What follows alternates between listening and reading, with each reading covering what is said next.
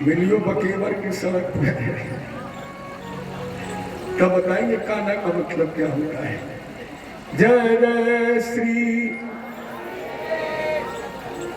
वृंदावन धाम अपार। अब भाई वृंदाई बन चला जाए। वृंदावन धाम अपार रटे जा राधे राधे। वृंदावन धाम अपार रटे जा राधे राधे। रटे जा राधे राधे। जय हे जा राधे राधे। रटे जा राधे राधे। जय हे जा राधे राधे। जब वेद न पालो पार है रटे जा राधे राधे। जब वेद न पालो रटे जा राधे।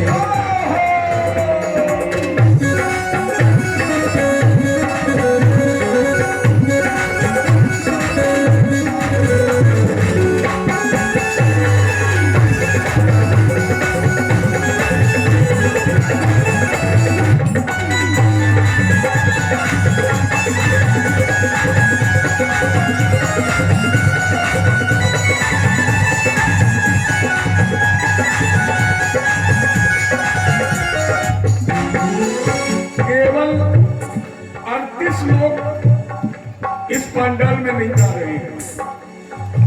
अगर आपको विश्वास ना हो तो हम कुर्सी से लेकर उधर तक बताऊं कौन कौन नहीं गा रहा है। केवल 38 लोग नहीं गा रहे हैं। देखो मेरी तो कट गई, आपको यही रहना कम से कम अपनी तो न कटवाओ। ये मत समझना हमारी नाक कट गई है। 7 दिन की कथा में हमारी 4 दिन की कथा कट गई, 3 दिन की और कट जाएगी। लेकिन कम से कम तुम्हें तो यही रहना है। तुम तो न कटाओ। हमें नाम जरूर पता नहीं है, लेकिन इतना तो पता ही है पैंट पहने हो कि पीला कुर्ता पहने हो। और बहन जी अब आप लोगों को भी देख रहे हैं। अगर विश्वास ना हो तो मैं यहाँ से वहां तक बताऊं कौन नहीं गा रहा है। लास्ट एंड फाइनल वार्निंग, अंतिम चेतावनी। अब की बार अगर ना गाया और ताली ना बजाई तो हम जरूर इशारा करेंगे कि भला व्यक्ति नहीं गा रहा। वृंदावन धाम अपार रटे जा राधे राधे। वृंदावन धाम अपार रटे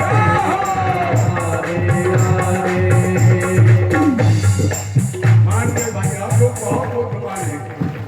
एक और कला हमने अपनी बार देखी, जब मैं इधर देखने लगता इधर वाले बंद, इधर देखता हूँ इधर वाले बंद। लेकिन हमारी पार्टी भी कमजोर नहीं है। हम अपने आर्गन पर सहयोग कर रहे हैं। आपसे निवेदन है जरा इधर देखना, जो नाता है हमें इशारा करना। और इस समय हमारी बेटी बैठी हुई है। अच्छी बात यह है कि आज इसका जन्मदिन भी है। आज इसकी भी बर्थडे है। इसी बसंत पंचमी जिसका जन्म हुआ। इससे कहेंगे जरा उधर पीछे की तरफ देखना और जो न कहे मेरी तरफ इशारा करना। अब देखता हूँ कौन नहीं करता। वृंदावन धाम अपार रटे जा राधे राधे। वृंदावन धाम अपार रटे जा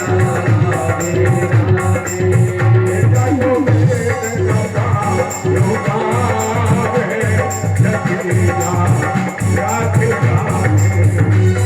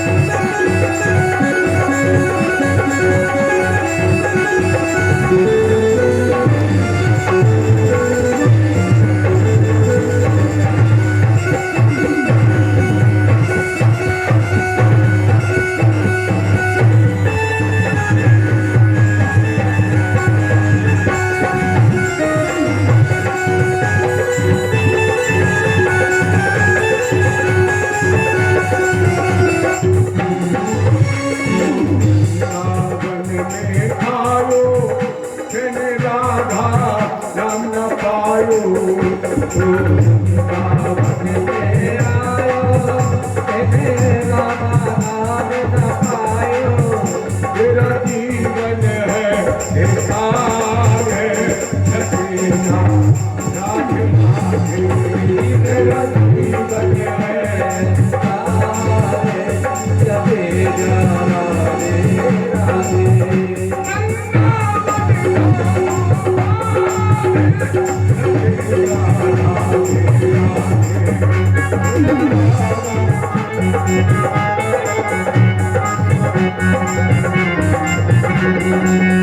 यदि राधा राम न हो तो रसदास विचारो रो तो यदि राम न हो तो रसदास विचारो रो तो हरि श्याम लेके अवतार है रटेगा राधे राधे मेरी वृंदावन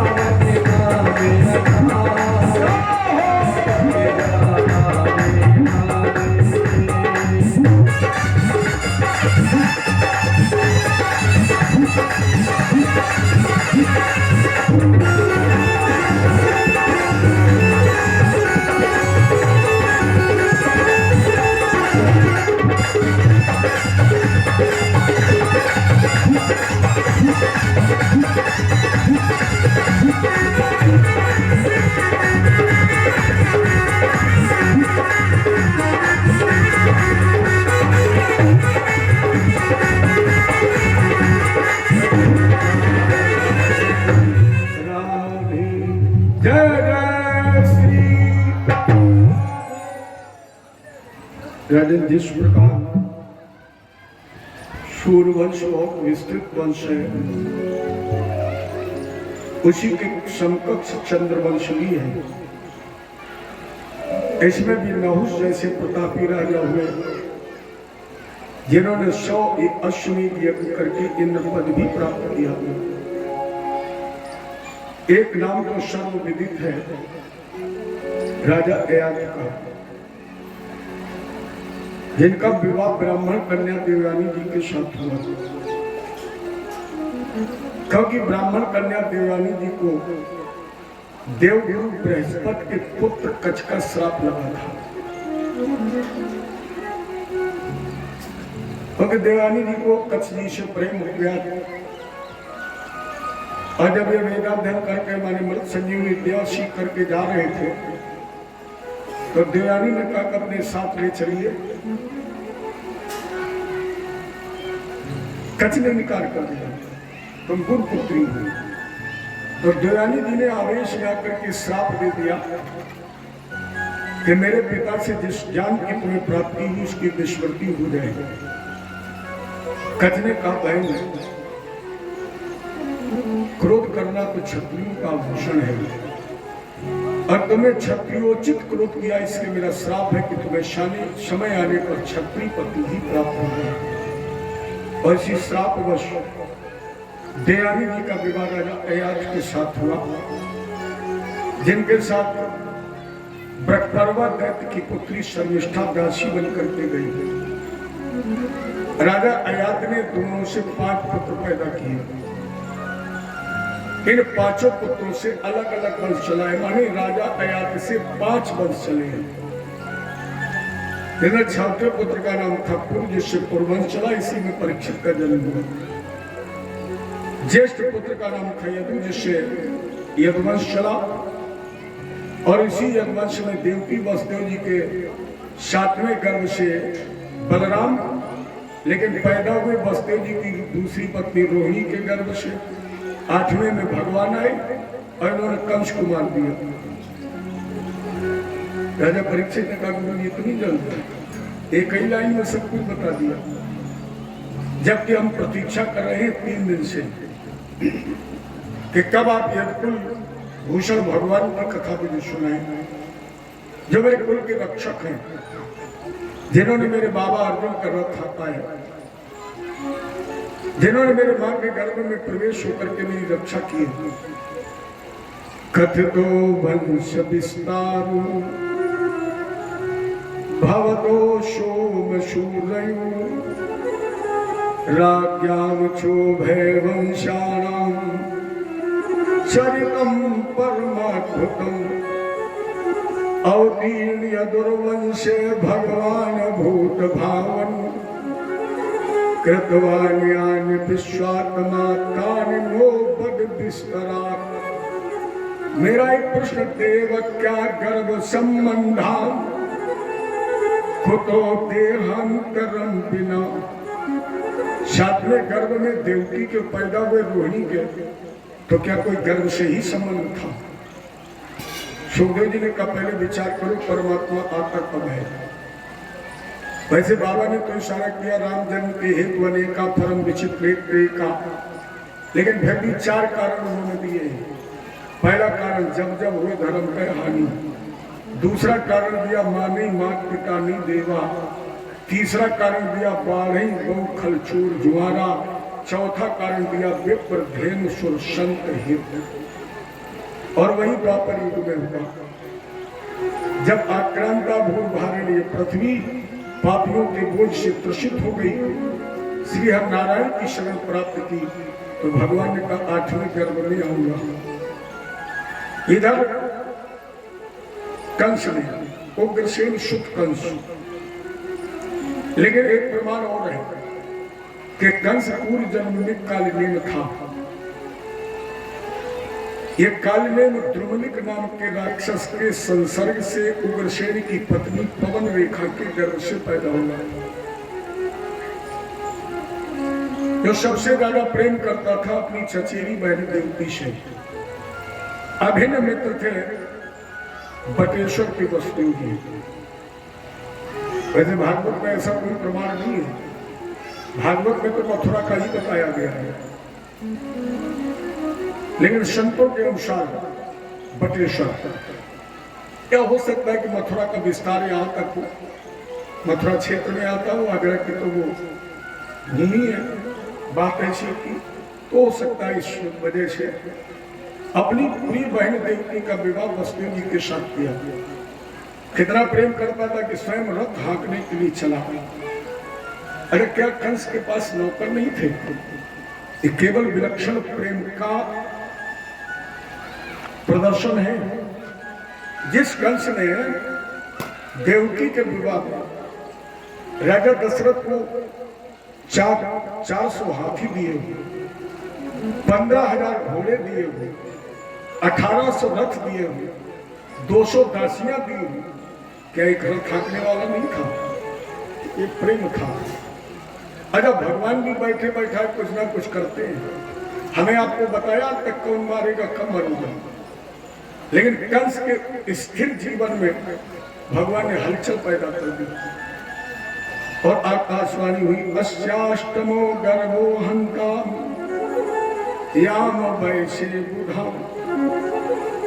अरे कंस इस देव की का ही अष्टम लाल, और हम बतलाते हैं तुझे होगा तेरा काल।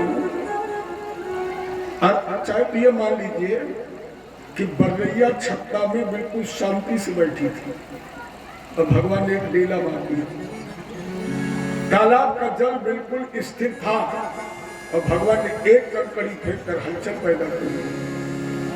कंस ने देवकी को मारने का प्रयत्न किया, लेकिन वसुदेव जी ने कहा कंस देवकी को मार दोगे तो तुम्हें मरना नहीं पड़ेगा। एक दिन बताया था मैंने आपको श्लोक, मृत्यु जन्म बताम वीर गेहेन सहजायते अद्वा दुष्टंते वा मृत्युर्न प्राणिनाम ध्रुवा। इस संसार में मृत्यु दूषित है, देवकी को मारने के बाद भी तुम्हें मरना ही पड़ेगा। कंस ये संकल्प लेते कि देवकी का हर पुत्र तेरे हवाले है। फिर भी कंस ने देवकी वसुदेव जी को नजर कैद कर दिया। एक दिन अपने पिताजी से बोला, ये बताओ मुकुट तुम हमें पहनाओगे कि हम पहने? आज भी पिता बच्चे कहते हैं पिताजी बताओ सीधे दिल तो दो। वही कंस ने कहा मुकुट पहनाओगे? उग्रसेन ने कहा बेटा पहना ही दे, इसी में भलाई है। मुकुट कंस को दे दिया। कंस ने अपने पिता को भी बंदी बना लिया। मां ने मात पिता ने दिया और कंस ने नए मंत्रिमंडल का गठन किया। अब जैसा राजा होगा वैसे सलाहकार होंगे। तो कंस के मंत्रियों की लिस्ट जारी हुई। प्रलंब बक चारूर तृणावर्त महाशनई मुष्टकारिष्ट दुविध पूतना के सुधेनु कई। अब कंस के दरबार में बैठ रहे ब्रह्मासुर बकासुर चारों मुष्टिक शल तोषण कूट। इनके बीच में जब कंस बैठता था तो ऐसा लगता था मथुरा का नहीं साक्षात पाप का दरबार लगा। इसी मध्य में कीर्तमंतम प्रथमजम कंसायानक दुंदुभि। देखो प्रथम पुत्र के जन्म की बात ही अलग होती है। हालांकि माता पिता को हर बच्चा प्यारा है, लेकिन प्रथम जन्म क्योंकि केवल प्रथम बच्चे का ही नाम है, इससे लगता है कि वसुदेव जी ने अपने बच्चे का नामकरण संस्कार भी कराया है। लेकिन वो प्रतिज्ञा, वो संकल्प, देवकी रोने लगी। वसुदेव जी ने कहा देवकी देवकी आज लोग वचनों को नहीं बदलते हैं और क्षत्रिय जब प्रण कर लेते हैं तो प्रण से कभी न टलते। मेरा पूरा छोड़कर कंस के पास ले गए। कंस ने कहा ये क्यों ले आए? आठवां ले आओ, लो जाओ। और नारद जी दृश्य देख रहे थे। नारद जी ने सोचा कि अगर एक गोद बच गई तो भारत में न जाने कितनी अबलाओं की गोद शूनी हो गई। इसी तरह कंस के हृदय में दया का भाव बना रहा तो भगवान के अवतार में विलंब हो जाएगा। इसलिए कंस के यहाँ पहुंचे। 8 पर घोड़ी का फूल गिनो बेटा। खंड का 1 2 3 4 5 6 7 8। नारद का मतलब है नारम ज्ञानम ददाति इत्सनम। नार माने ज्ञान भी है और नार माने अज्ञान भी है। और अच्छी बात यह है कि मेरे जन्म स्थान का नाम भी नार ही है।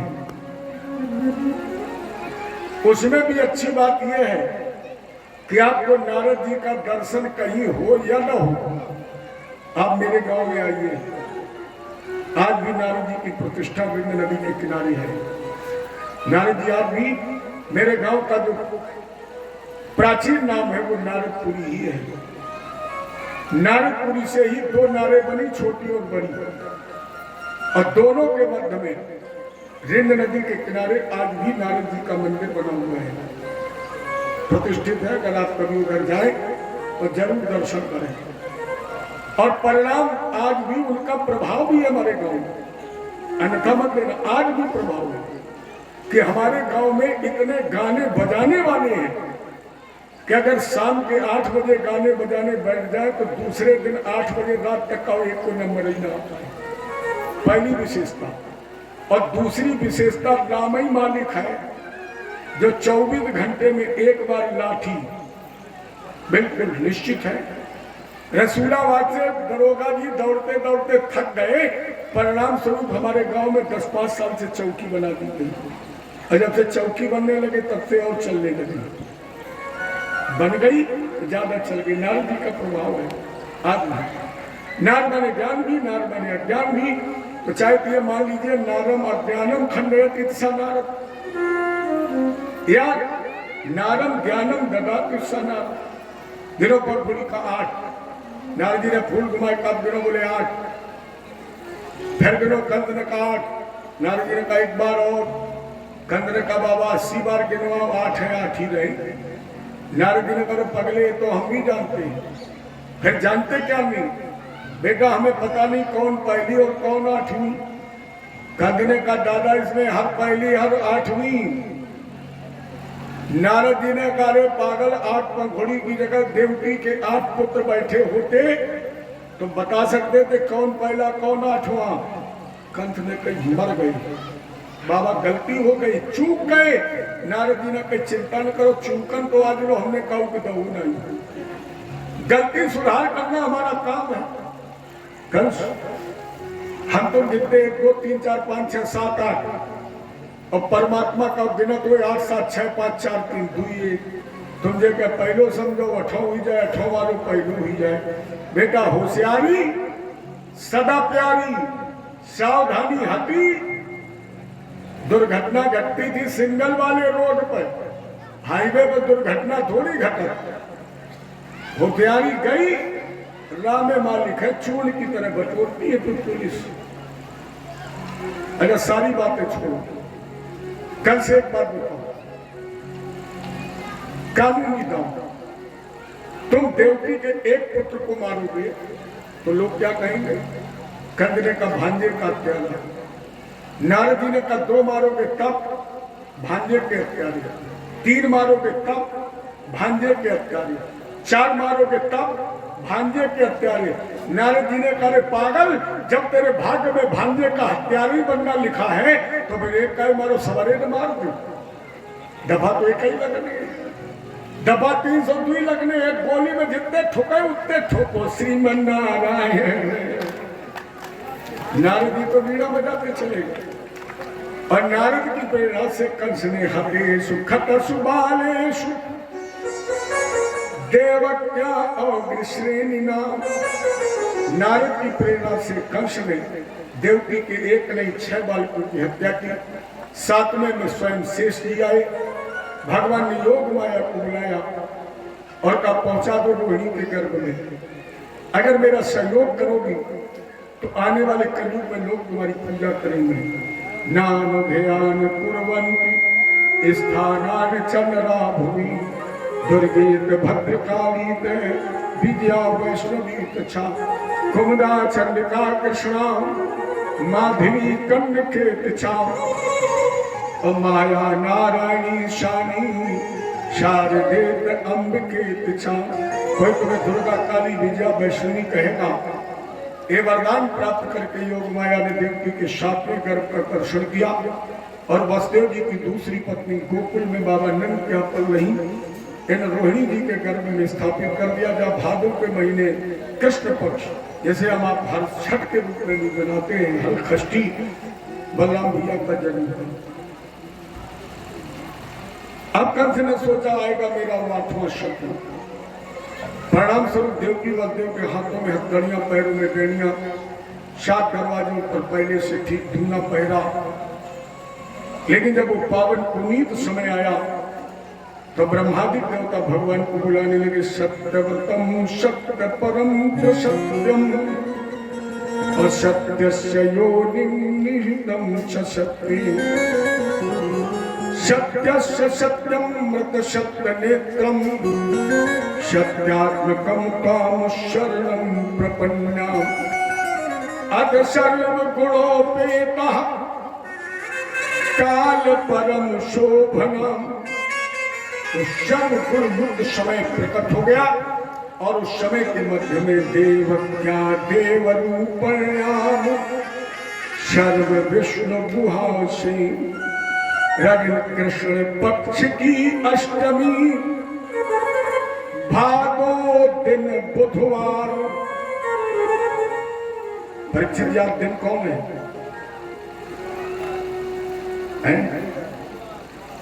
आज बुधवार है ना, तो भगवान का प्रकट कब हुआ? बुधवार। एक हमें आपको उपलब्धि मिली है उमा बहन जी, भगवान कृष्ण का जन्म बुधवार को हुआ था तो आज भी बुधवार ही है। कृष्ण पक्ष की अष्टमी भादो दिन बुधवार नक्षत्र रोहिणी के समय चतुर्भुजी अवतार। जब कृष्ण भगवान की भय प्रकट कृपाला दीन दयाला यशमत हितकारी प्रश्न किया। देवकी ने कौन है आप? भगवान बोले नहीं पहचान पाई।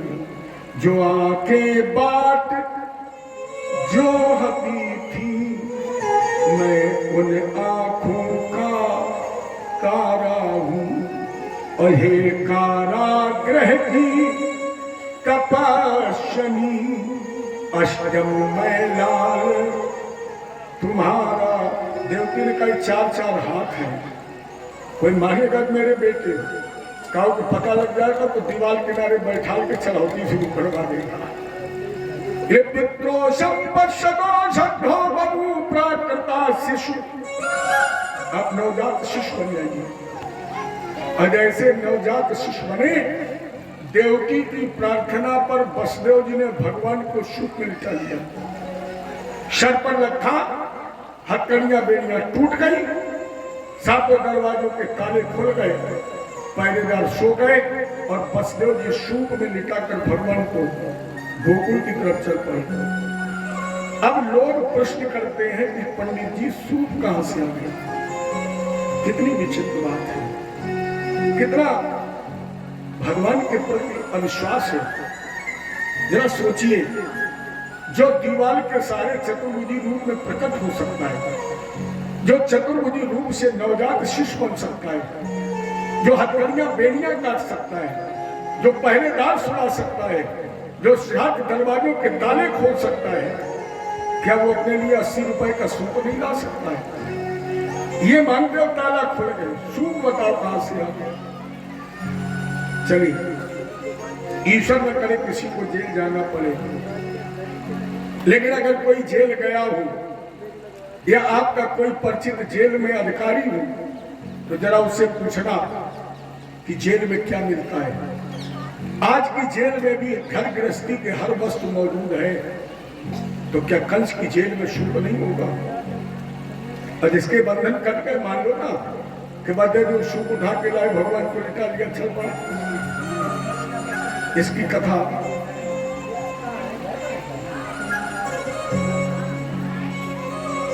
बहुत सुंदर है, जरा इसे समझने की कोशिश करें।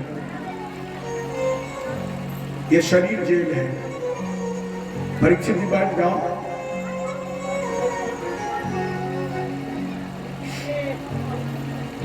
अरे छोड़िए राजपाट, जो होना है होने दीजिए।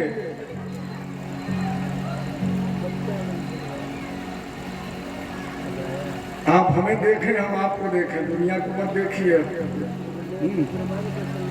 बटे प्रसाद तो ठीक है, ना बटे तो ठीक है। जेल ये शरीर है, हथकड़ियां बेड़ियां माया मोह और ममता की है।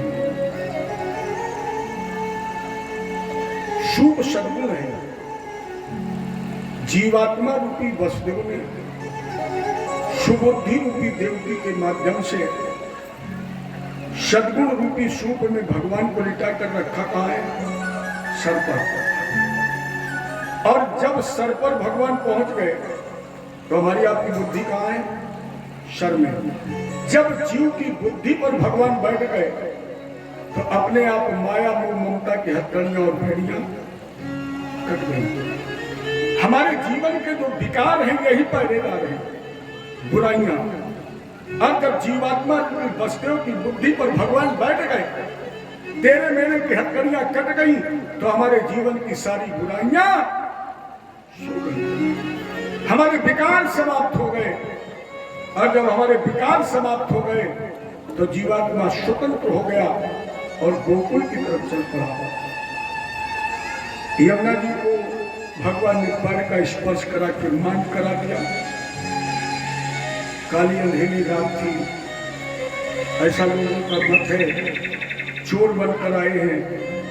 चोर को रात भी अच्छी लगती है, आधी रात अच्छी लगती है, अंधेरी रात अच्छी लगती है, इसलिए 365 दिन की सबसे अंधेरी रात है। यमुना जी पार हो गए, वसुदेव जी गोकुल पहुंचे। हम लोगों का ये कहना है कि वसुदेव जी भगवान को लेकर सीधे यशोदा जी के प्रसव कक्ष में पहुंच गए, लेकिन हम इस मत से सहमत नहीं हैं। निजी हमारा विचार है।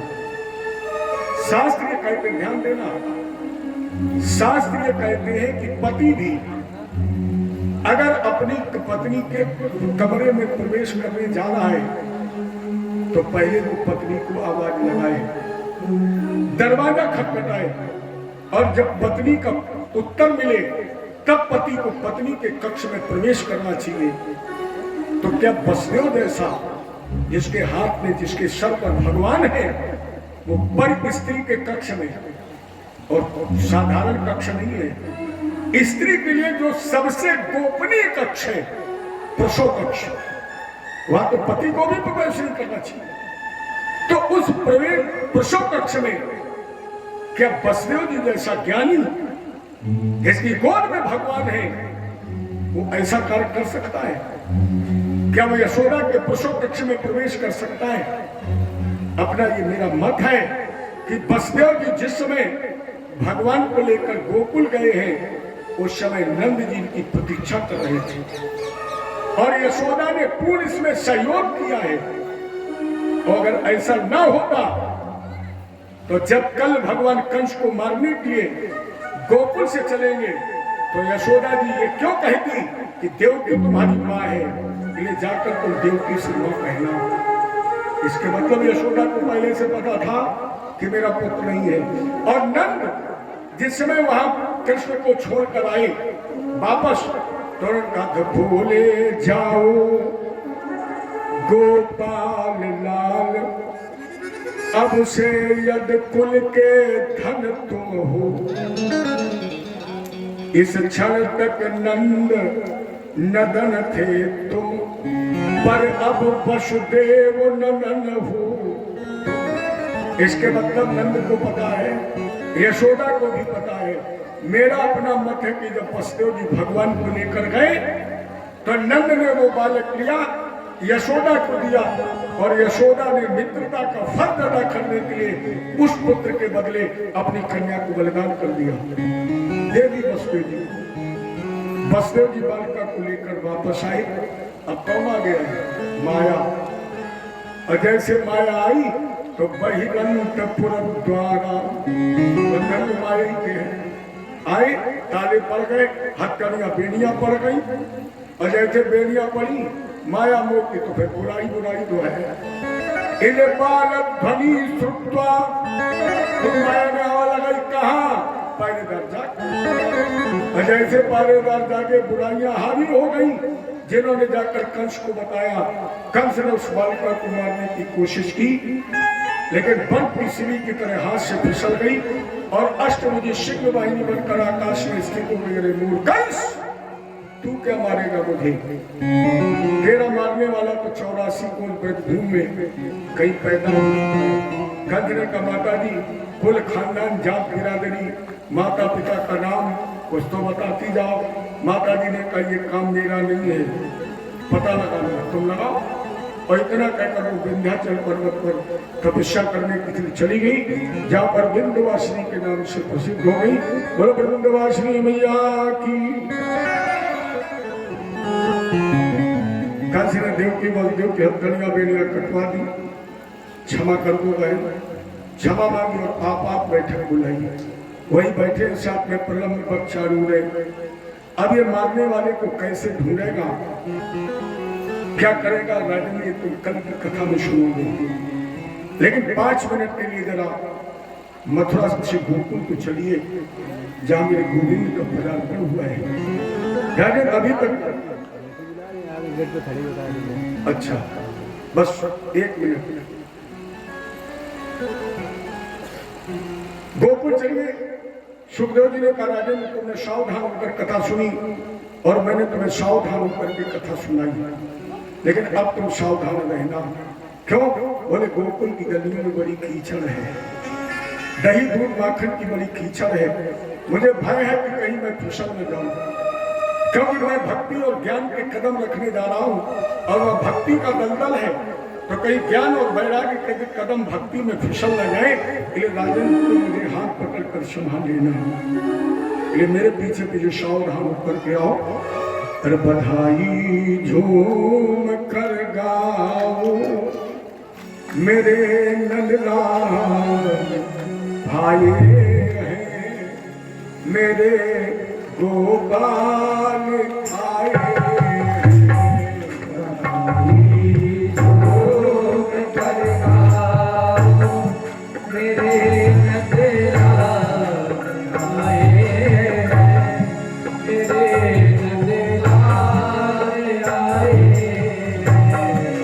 Thank you.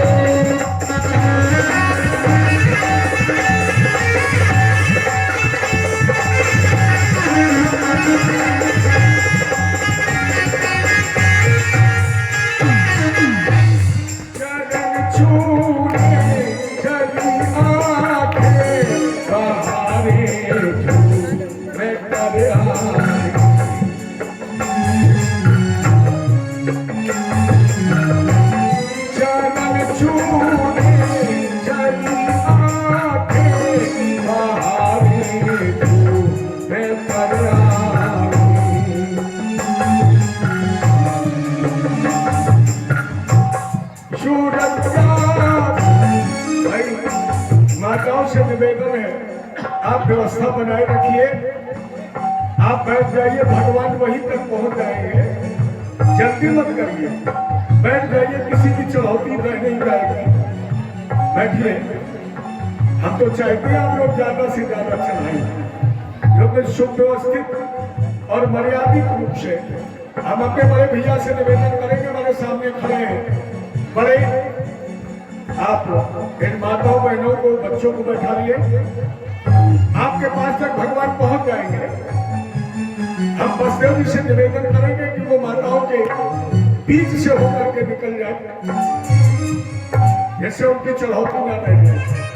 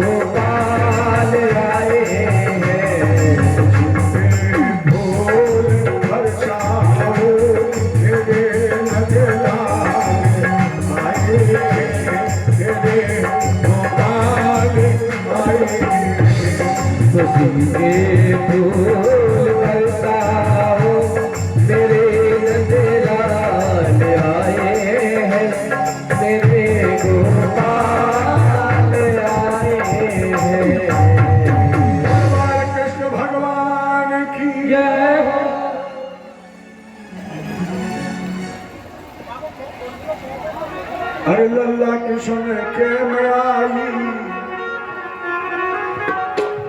हमारे परीक्षित जी और माँ बहन जी बिल्कुल तैयार हो गए। अब हम क्या मांगेंगे, आप लोग शांति से बैठ करके सुने क्या मांगेंगे। अरे लल्ला की सुन के मैं आई, यशोदा मैया दे बधाई। लल्ला की सुने के मैं आई, यशोदा मैया तेरे बधाई। बधाई मैया दे बधाई, मैया दे बधाई, मैया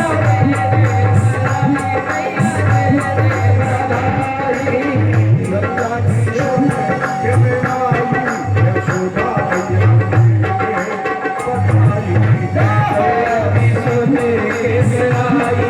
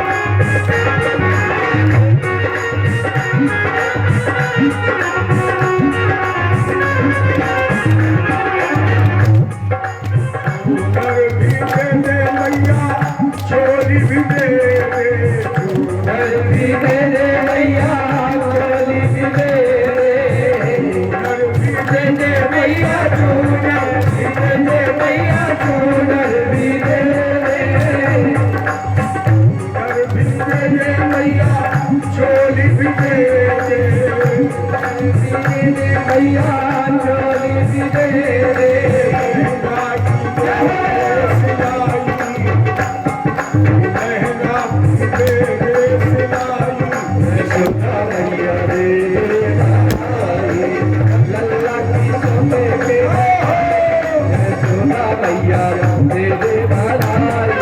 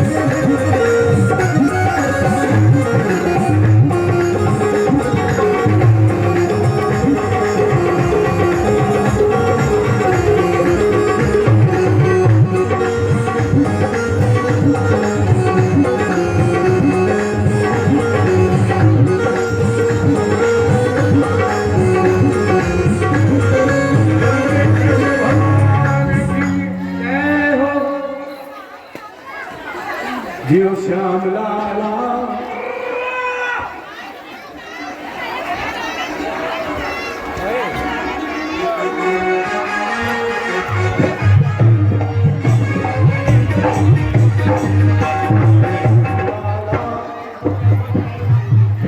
अरे भाई जल्दी करिए।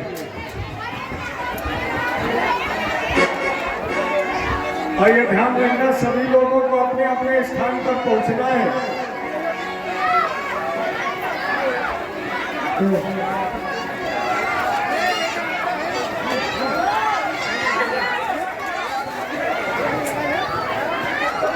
जियो श्याम लाला, जियो श्याम लाला, पीली तेरी पगड़ी रंग काला।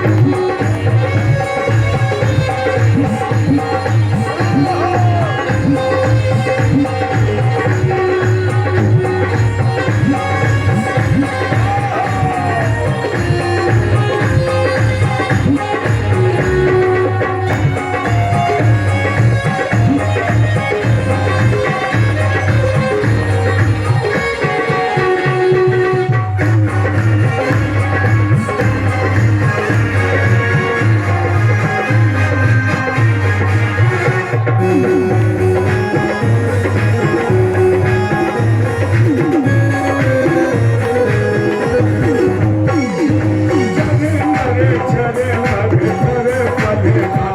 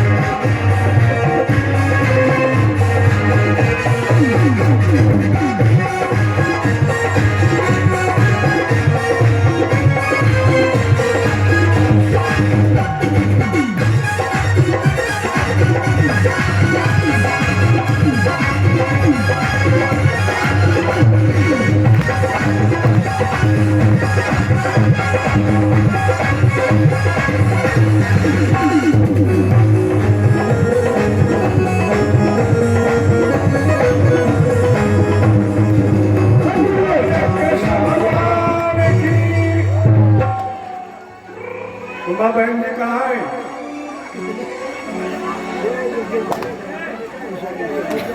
नहीं मानने वाला हूँ ऐसे। मेरी भई श्याम संग प्रीत, मेरी भई श्याम संग प्रीत दुनिया का जाने। मेरे भाई श्याम संग प्रीत दुनिया का जाने। क्या जाने कर क्या जाने, क्या जाने कर क्या जाने, क्या जाने कर क्या जाने, क्या जाने कर क्या जाने। ये दिल गया, ये दिल गया, ये दिल गया मन का दुनिया का। मुझे मिल गया मन का भी दुनिया का जाने।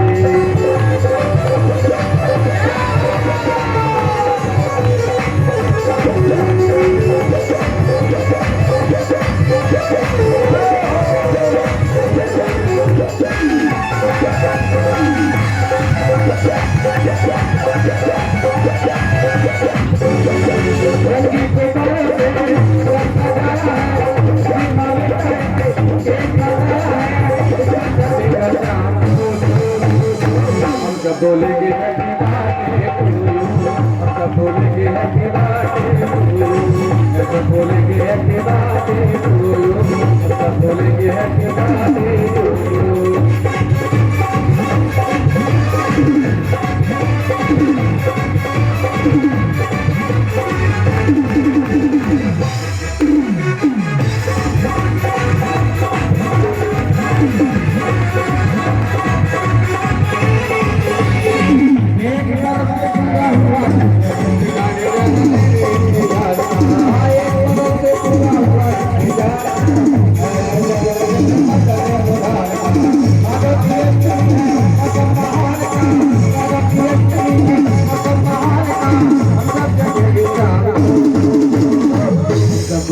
Happy birthday.